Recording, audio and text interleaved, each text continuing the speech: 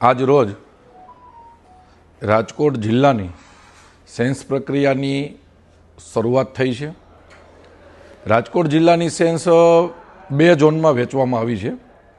એક ઝોન અમે પાડ્યો છે 11 પોરબંદર લોકસભાનો અને બીજો ઝોન અમે તૈયાર કર્યો છે 10 રાજકોટ લોકસભાનો. એમાં 11 લોકસભાની સેન્સની આજથી શરૂઆત થઈ છે. એમાં ગોંડલ, જેતપુર વિધાનસભા અને ધોરાજી ઉપલેટા વિધાનસભા, આના તમામ મંડળોની આજથી સેસની શરૂઆત થઈ છે. એમાં અત્યારે ગોંડલ નગરપાલિકાથી શરૂઆત થઈ છે. બપોર પછી ગોંડલ તાલુકાની શરૂઆત થશે.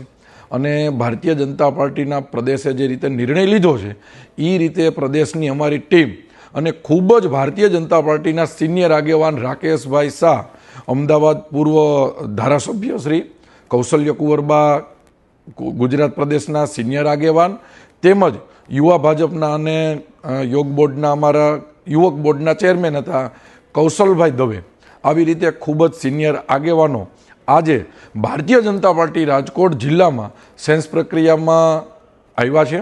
અને તમામ કાર્યકર્તાઓ જે રીતે પાર્ટીની પ્રણાલી છે એ રીતે ફોર્મ ભરી અને પોતાની લાગણી અને માગણી પાર્ટી સમક્ષ પાર્ટીની પરંપરા પ્રમાણે રજૂઆત કરશે.